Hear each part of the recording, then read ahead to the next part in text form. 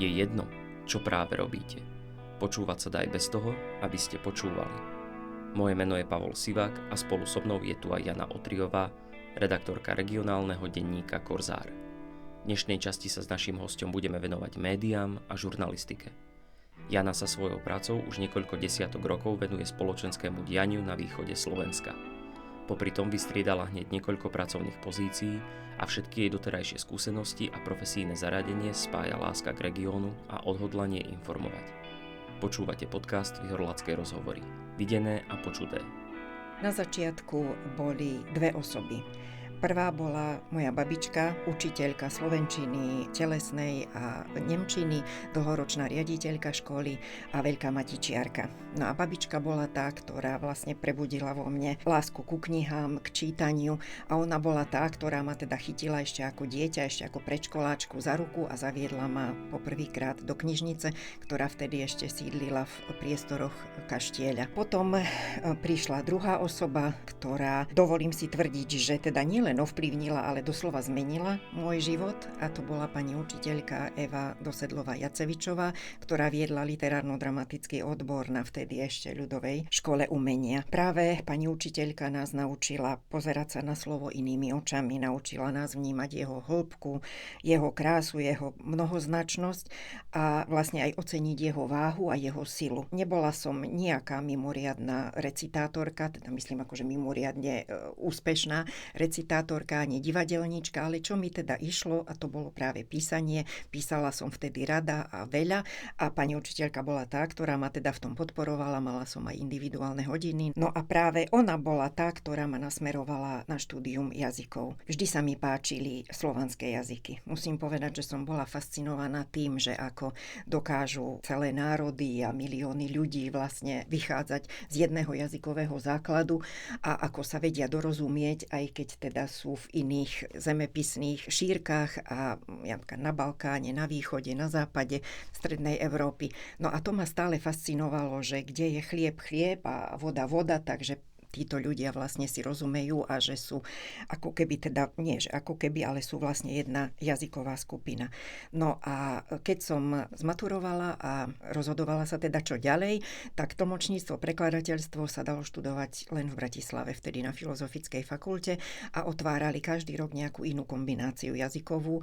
Keď som sa teda o prijatie uchádzala ja, tak otvorili ruštinu, bulharčinu a angličtinu, nemčinu. Takže je úplne prirodzené, že tá voľba padla na ruštinu a na bulharčinu. Štúdium bolo veľmi obohacujúce a bolo perfektné a bolo vlastne výborné aj v tom, že vtedy samozrejme panovali také oživené vzťahy medzi obidvomi národmi, aj medzi tými dvoma krajinami a vlastne my sme mali kontakt so živým jazykom, mali sme kontakt s prirodzenými nositeľmi jazyka. Boli sme na semestrálnom pobyte aj v Sovietskom zväze, aj v Bulharsku, v Sofii. Často sme cestovali teda do Bulharska vždy aj v lete. Takže vlastne kontakt s tým jazykom bol taký živý a samozrejme aj s nositeľmi jazyka, nie len teda Bulharmi, ale aj s Bulharkami. No a tá bulharčina sa nám tak ako teda mne osobne dostala pod kožu a tak som sa teda rozhodla, že toto bude moja životná cesta. Ale ako to tak zvyčajne býva, že človek mieni a Pán Boh mení, tak do toho potom prišla nežná revolúcia a teda záujem o tieto jazyky dva teda upadol a roboty nebolo. Dneska hovorím, že ak by som sa dala na štúdium napríklad poľštiny alebo ukrajinčiny, čo boli teda naši susedia, tak by ma zlatom vyvažovali, lebo potrebovali na cezhraničnú spoluprácu kvalifikovaných teda tlmočníkov, prekladateľov, no a ich jednoducho nebolo. No len vtedy sa mi zdalo, že tá poľština a tá ukrajinčina napríklad, že sú ako primálo exotické, tak by som povedala jazyky, že predsa tá bulharčina, ten Balkán sa mi zdal taký menej prebádaný, taký tajomnejší. Skončilo to tak, že roboty nebolo a bolo treba teda sa niekde zamestnať, lebo bolo treba z niečoho žiť a keď sme ako rodina sa prisťahovali naspäť a teda vrátili sme sa naspäť do Humenného, tak som začala sa obzerať po tom, že čo by teda sa dalo a kde by som mohla sa uplatniť. No, bola som, ako sa to dneska takým moderným jazykom hovorí, asertívna. No a nikdy nezabudnem na to, ako mi pani úradníčka na úrade práce, kde som sa teda chodila hlásiť ako nezamestnaná, na moju otázku, že či štát odo mňa nechce, aby som mu svojou prácou vlastne doplatila za tých 6 knedlí, ktoré sme mali na obed v univerzitnej jedálni, keď som študovala, a dali nám ich skutočne na tanier 6 za 2,60 vtedajších československých korún. No ona mi teda na otázku, že či nechce štát, aby som za tie knedle doplatila a vlastne mal som mňa nejaký choseň za to moje štúdium, tak mi povedala, že štát to nepotrebuje, že nie, že jednoducho pre mňa nič nemajú. No ale potom sa takým riadením osudu stalo, že som sa celkom náhodou dozvedela o tom, že je miesto v Podvýhorladských novinách, že v redakcii hľadajú ľudí. No a tak som tam hneď nabehla. No a zobrali ma. Takže vlastne od toho tlmočníctva a prekladateľstva, od toho môjho sna, že budem prekladať bulharskú literatúru, že budem tlmočiť a že bude zo mňa prekladateľka a tlmočníčka, tak sa zo mňa stala novinárka. Aj keď musím povedať, že neznamená to, že keď som sa teda stala redaktorkou Podvýhorladských novín, že som sa aj hneď automaticky stala novinárkou, pretože možno tak intuitívne som cítila, ako by to malo všetko vyzerať, ako by sa malo písať, čo je správne a čo nie. Aj písala som veľmi rada aj predtým, ale vďaka Bohu mali sme kolegyňu, ktorá bola vyštudovaná, novinárka, šéfredaktorka, ktorá teda vedela, ako majú noviny vyzerať, ako sa majú články písať, takže vlastne som sa musela veľa učiť, teda aj od nej, aj z toho novinárskeho prostredia iného, ako teda písať a ako sa stať skutočne novinárom. No a musím povedať, že v Podvýhorladských sme prežili, teda ja osobne, krásnych 10 rokov, boli sme veľmi dobrý kolektív a bola to pre mňa taká eleuská veľká škola novinárčiny aj života. Musím podotknúť, že prekladateľstvo a novinárčina nemá až tak veľa spoločného. Čo ťa ale najviac upútalo na práci novinárky? Asi kontakt s ľuďmi. So živými ľuďmi, s ktorými sme prišli do kontaktu, pretože tak ako si prirodzene som sa orientovala na tú kultúrnu, spoločenskú a umeleckú sféru, tým, že sme vlastne boli redaktorky v regionálnom médiu, teda Podvýhorladské noviny pokrývali celý bývalý okres Humenné, teda okresy Humenné, Snína a Medzilaborce, tak sme boli také, povedala by som, ako v prvej línii. Boli sme vlastne všade a išli sme tam, kde sa niečo zaujímavé dialo v tomto celom našom regióne.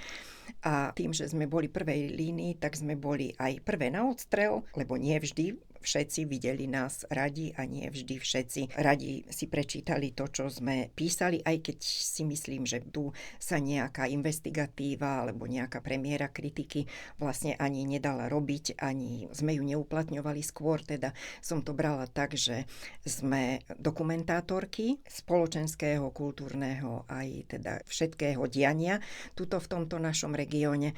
No a práve tá rôznorodosť, to, že sme stále boli niekde inde, stále sme sa rozprávali s niekým iným. Jednoducho my sme nepoznali nudu. Každá práca a každý deň bol teda niečím iným, zaujímavým. A to, že sme pracovali aj v nedeľu, takmer každý druhý víkend a po večeroch a po nociach, tak to sme brali ako prirodzené. A práve šéfredaktorka, kolegyňa bola tá, ktorá hovorí, my musíme byť všade, kde sa niečo deje. No a to sme aj robili. Samozrejme, že tá novinárčina sa v tvojich začiatkoch absolútne líšila od toho, ako ju zažívaš dnes. V čom teda vidíš tie najväčšie rozdiely v rámci tvojich novinárskych začiatkov a v rámci súčasnej doby? No v prvom rade je to technika a neuveriteľný pokrok, ktorý sme teda zažili na vlastnej koži. Nechcem pôsobiť ako nejaký pamätník, alebo teda tak, ako nejaká vykopávka, tak by som to povedala, lebo pamätníčka už chtiac nechtiac som vzhľadom na svoj vek, ale my sme ešte začínali s T602, ak teda ešte sú takí novinári, ktorí si pamätajú počítače s tým prvým najjednoduchším programom, ktorý bol len o niečo lepší ako písací stroj. Pamätajú si diskety, pamätajú si to, že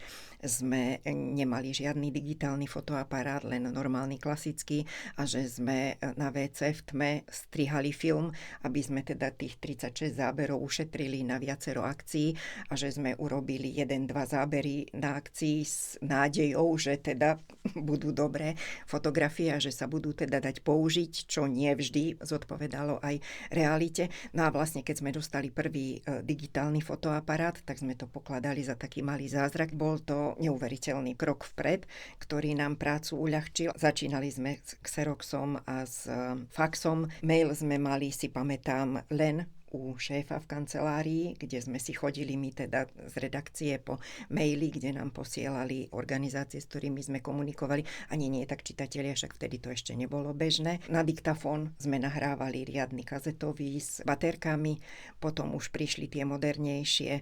No a vlastne teraz nám na všetko stačí jeden telefón. Na jednej strane veľká pomoc, ale na druhej strane aj možno sme prestali byť takí vynaliezaví. Pamätám si časy, keď boli voľby, napríklad, a my sme išli o polnoci, alebo ja neviem, skoro ráno, podľa toho, kedy volebná komisia výsledky spočítala a mohla ich teda nám sprístupniť. No a pekne sme si sadli o 3 ráno s papierom na kolenách a zapisovali sme volebné výsledky, aby sme ich potom vlastne mohli do večerného vydania na ďalšie ráno čitateľom sprístupniť. Museli sme za všetkým chodiť, museli sme si všetko prácne hľadať, museli sme, ja neviem, čítať knihy. A teraz je vlastne všetko na Google. A všetko sa samozrejme zrýchlilo. Už informácia, teda vec, ktorá sa stala dneska, už sme ju mali mať včera hotovú, aj vytlačenú. Tak asi. V Podvihorladských novinách si teda pôsobila 10 rokov a potom prišla iná ponuka a ocitla si sa zrazu v Humenskej televízii. Aké to bolo pôsobiť v tomto regionálnom médiu? Iné. A teraz, keď sa na to spätne pozriem, bola som tam krátko, len 2,5 roka, ale bolo to obdobie také, ktoré sa označuje slovami, čo ťa nezabije, to ťa posilní. Bola to pre mňa nová skúsenosť, bola som tam vo funkcii šéfky, riaditeľky a konateľky, takže som mala na starosti aj také, že som kontrolovala dochádzku a pripravovala podklady na vyplácanie miest a na fakturáciu. Takže tej tvorivej práce tam bolo menej, ale bola to zaujímavá životná skúsenosť a myslím si, že aj vďaka kolegom a kolegyniam, ktoré sme mali, lebo ja som vlastne naskočila už do rozbehnutého vlaku a kolegovci teda už tam pôsobili a vedeli, čo treba robiť, aj ako to treba robiť, tak si myslím, že sme urobili veľa. Ja som to vnímala tak, že sme vlastne tú Humenskú televíziu vrátili divákom, že sme komunikovali s divákmi, riešili mnoho ich podnetov, boli tam, kde sa niečo deje a že sme boli aj takým servisom pre Humenčanov. Veľmi plodné obdobie, ale náročné. Ľudia z východného Slovenska ťa ale poznajú hlavne teda z Korzára, z média, teda regionálneho média, v ktorom pôsobíš už teda niekoľko rokov. Už som tam od roku 2011, je to neuveriteľné, ale už je to tak. No a vlastne, povedala by som to tak, Korzár mi dal šancu, keď som teda skončila v Humenskej televízii a ja som ju využila. Chytila som sa jej, využila som ju a vôbec neľutujem. Predtým som mala skúsenosť s redakčnou prácou v malej redakcii, teda v Podvihorladských novinách, kde sme robili všetko. Kde sme prijímali inzerciu, roznášali sme noviny, počítali remitendu, napríklad, ja neviem, posielali sme povinné vytlačky do knižníc a iným organizáciám, tak toto bola taká skutočná v úvodzovkách redakcia, taká, ako sa patrí a vlastne každý sme mali svoju prácu, teda všetci sme boli zadelení tak podľa toho, kto kde patril a každý mal teda svoju prácu, takže tu bola moja práca, redaktorská práca. Musím povedať, že Korzár som stále vnímala aj vnímam ako vlastne poslednú baštu serióznej regionálnej žurnalistiky. Poviem aj prečo, lebo vznikajú mnohé mediálne púšte, mnohé redakcie a mnohé noviny súkromné zanikli aj vplyvom teda toho komerčného prostredia. Korzár sa držal sa a verím teda, že sa ešte aj bude držať a že skutočne sa snaží robiť zodpovednú a serióznu žurnalistiku všade, kde teda sa dá. No a ja musím povedať, že som vlastne najvýchodnejšia redaktorka miesta, kde už, ako sa kolegovia smejú, aj muchy sa obracajú. Pracujem z domu, takže má to svoje výhody, nevýhody, ako sa hovorí šéfka, ďaleko, Boh vysoko, takže aj to ma vlastne naučilo samostatnosti, aj nejakej autoregulácie. A keby som nejako mala zhodnotiť to svoje pôsobenie v Korzári, všeličím tiež sme si prešli, všelijakými zmenami, modifikáciami. V Korzári som roztiahla krídla. Tak. A naučila som sa vlastne využívať aj priaznivé prúdy, vetry, ale aj zvládať turbulencie. A jednoducho naučila som sa lietať. V rámci svojej novinárskej praxe si určite prišla do kontaktu s mnohými ľuďmi, môžeme ich rátať pravdepodobne v tisíckach. Ako vnímáš čitateľov? Akí boli čitatelia kedysi a akí sú dnes? No tak, ako sa menila technika, tak sa menili aj ľudia a aj naši čitatelia a čo je ešte dôležité, sa vlastne menil aj vnímanie našej práce. Aj vďaka vyjadreniam niektorých politikov je naša práca vlastne dnes dehonestovaná, je zaznávaná, vlastne nedocenená. Vzniklo množstvo rôznych webových portálov a platformiem, rozbujnila sa dezinfoscéna, máme rôznych influencerov a rôzne, ako my tomu hovoríme, také polievkové dietné weby, ktoré teda sa čitateľom podkladajú v takýchto jednoduchých témach. No a na sociálnych sieťach vlastne dnes ľudia zväčša anonymne, samozrejme, sa vyjadrujú ku všetkému. Nezriedka, nevyberane a dokonca aj vulgárne. No a vlastne rozumejú všetkému. A našej práci teda rozumie každý. Každý, kto vie držať pero v ruke a si myslí, že vie písať, alebo teda respektíve vie písať, tak si myslí, že aj vie v úvodzovkách písať. Stretávame sa aj s tým a neraz a často, že ľudia ako keby stratili kompas v tom mori informácií a dezinformácií a stratili chuť hľadať a nachádzať tú pravdu, aj ten správny smer. Ako keby ich nezaujímalo, odkiaľ informácie pochádzajú, nie je pre nich dôležité, z akého zdroja sú, ako sa k ním dostávame. Nezaujíma ich ani kontext, ani to, ako potom vieme vlastne s tými informáciami pracovať. A často sú tie mainstreamové médiá brané ako mienkotvorné. A práve tu by som povedala, že tie mainstreamové médiá sú tie, ktoré majú jasnú vlastnícku štruktúru vydavateľskú, podpisujeme kódex, etický kódex novinára, podpisujeme sa vždy celým menom a ideme vlastne s kožou na trh.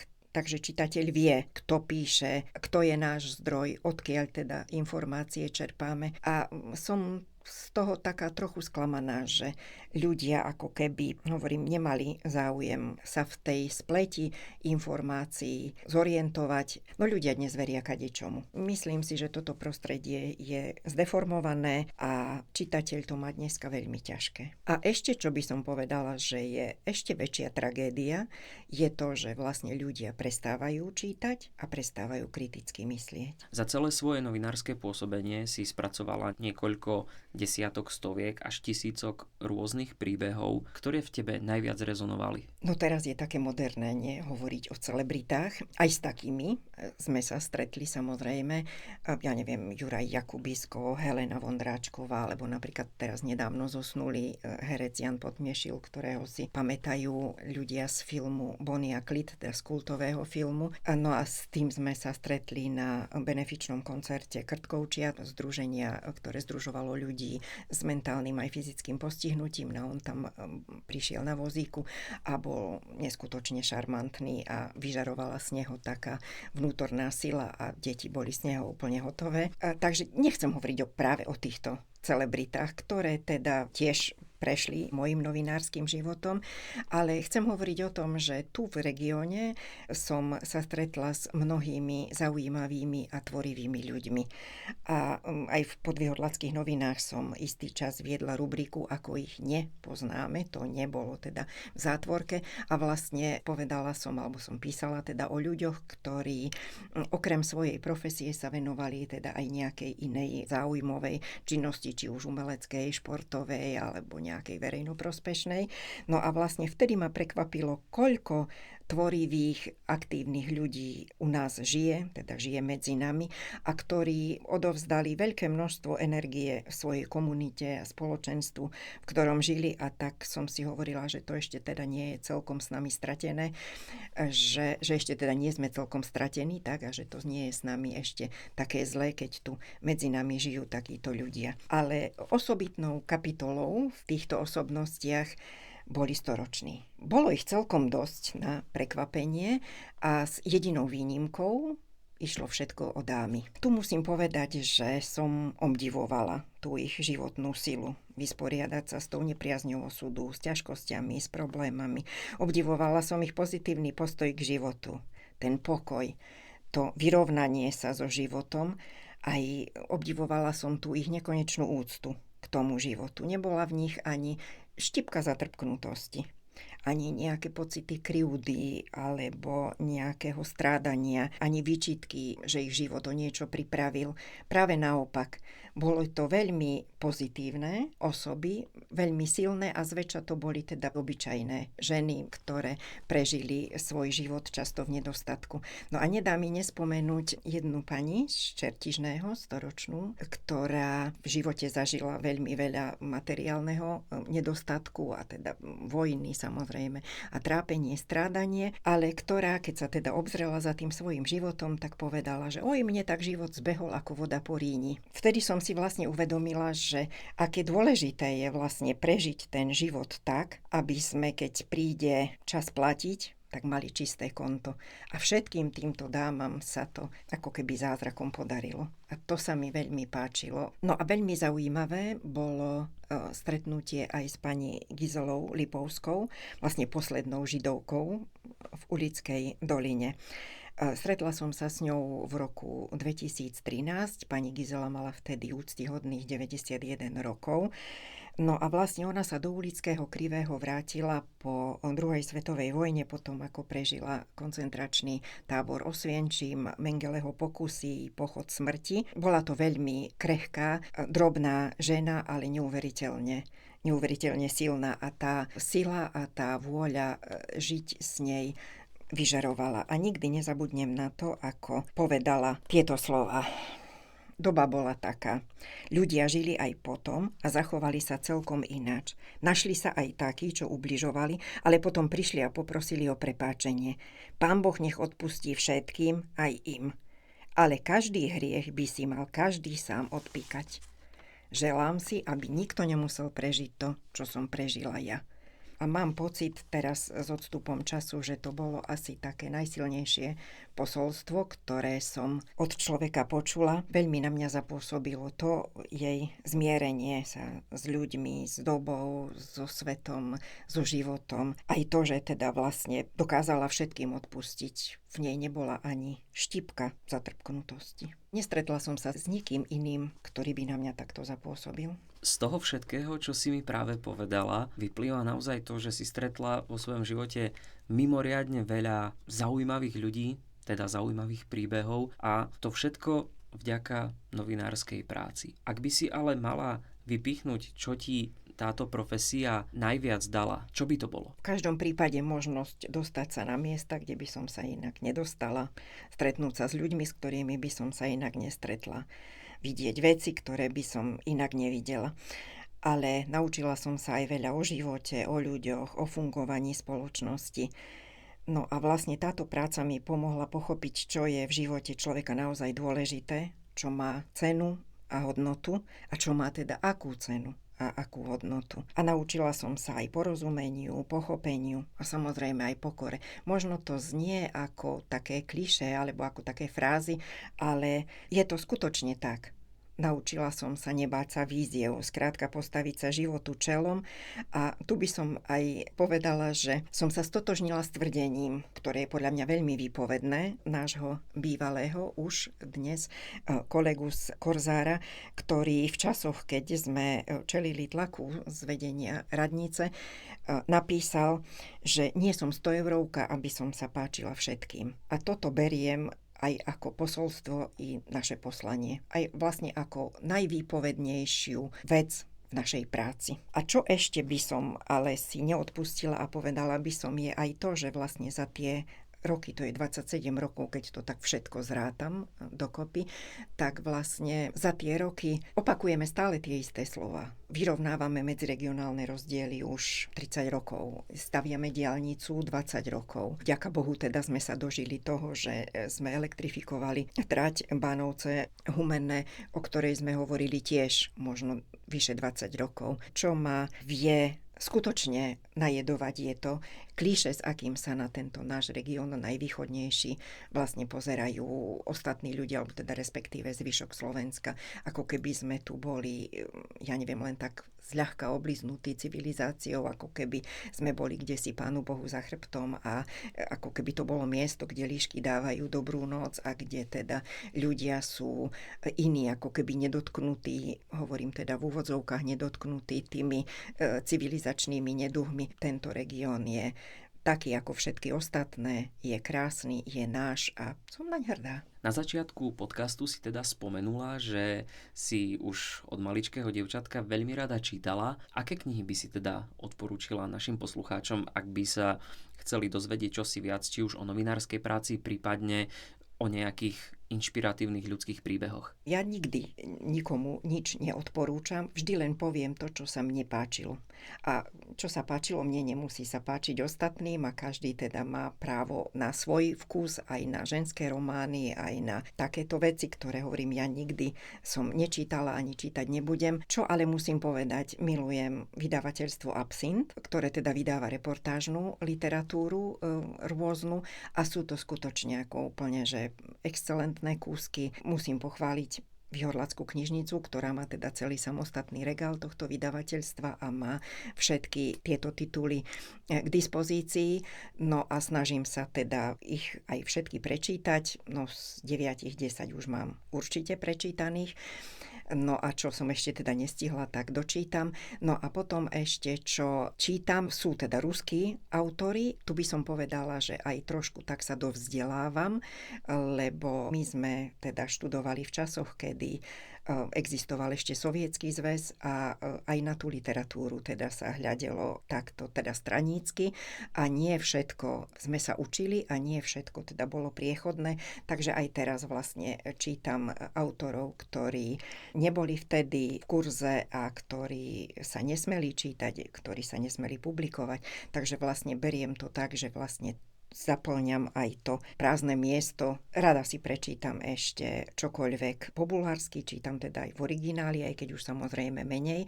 Ruština mi robí oveľa väčší problém. Myslím teda ako čítanie v ruštine, bulharčinu dám v pohode, ľavou zadnou, takže prečítam si aj v origináli knihy, no noviny, časopisy samozrejme, lebo teraz všetko už je prístupné na nete. No a keď teraz tak nad tým rozmýšľam, že ktorú knihu by som teda ale naozaj odporúčila ľuďom, alebo teda povedala, že bola pre mňa taká, ktorá by mala urobiť dieru do sveta, tak to je Foucaultovo kyvadlo od Umberta Eka. On tam hovoril, že existuje, už to teda parafrázujem, už som to čítala dávnejšie a tak veľmi si to presne teda nepamätám, ale on práve povedal, že existuje taký bod vo vesmíre v súvislosti s našou Zemou, ktorý keď teda nájdeme, tak vieme vlastne pohnúť Zemou a ju premiestniť v tom vesmíre. No a pre mňa to vtedy bolo niečo neuveriteľné. Takže kniha, ktorá pohne Zemou a vesmírom, je Foucaultovo kyvadlo od Umberta Eka. Ďakujem veľmi pekne za túto krásnu novinárskú návštevu. Želám ti ešte teda veľa novinárskych úspechov a hlavne dúfam, že ešte tie 3 ročky teda potiahneš a budeme tu spolu oslavovať teda novinárskú 30-ku. Jak Pán Boh dá a budem mať teda síly a chuti, čo zatiaľ je aj jedno, aj druhé, tak by som to chcela na tú 30-ku dotiahnuť. No a potom samozrejme, ak to bude, rada prídem zase. Aj keď musím povedať, že som sem prichádzala s veľkými obavami, lebo vlastne prvýkrát som v pozícii, kedy mňa niekto spovedá, mňa sa niekto niečo pýta a ja musím múdro odpovedať. Počúvali ste podcast Vyhorlacké rozhovory, videné a počuté. V dnešnej časti bola naším hosťom Jana Otriová. Novú epizódu nájdete na Spotify a na našom YouTube kanáli vždy na konci aktuálneho mesiaca. Moderoval a zostrihal Pavol Sivák a o hudobnú zložku sa postaral Stanislav Snínsky. Je jedno, čo práve robíte. Počúvať sa dá aj bez toho, aby ste počúvali.